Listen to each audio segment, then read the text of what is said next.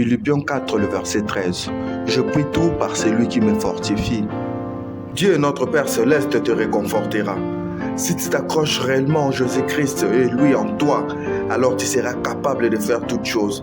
Dieu te donnera la force et la puissance de faire toutes choses. Par ta propre force, tu ne peux pas tout faire.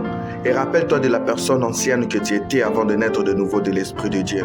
Et cette personne est déjà crucifiée avec Jésus-Christ. Et maintenant, tu es une nouvelle créature, car les choses anciennes sont passées, et voici toutes choses sont devenues nouvelles.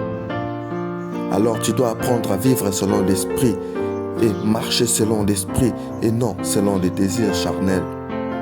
Si tu crois pour pouvoir marcher selon l'Esprit et que tu mets ta confiance en Dieu, alors Dieu te donnera la force et la puissance pour marcher selon l'Esprit. Dieu nous a donné un esprit de force et de puissance et non de timidité et de faiblesse.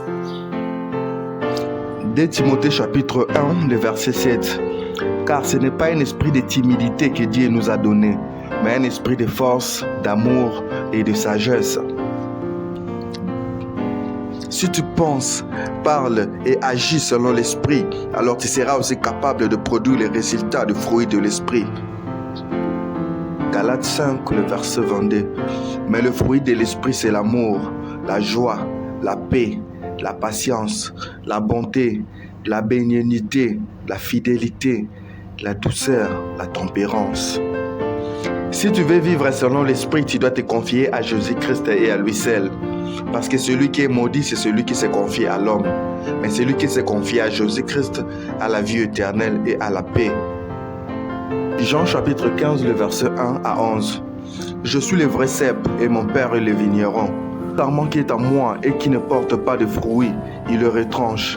Et tout sarment qui porte du fruit, il le monte afin qu'il porte encore plus de fruits.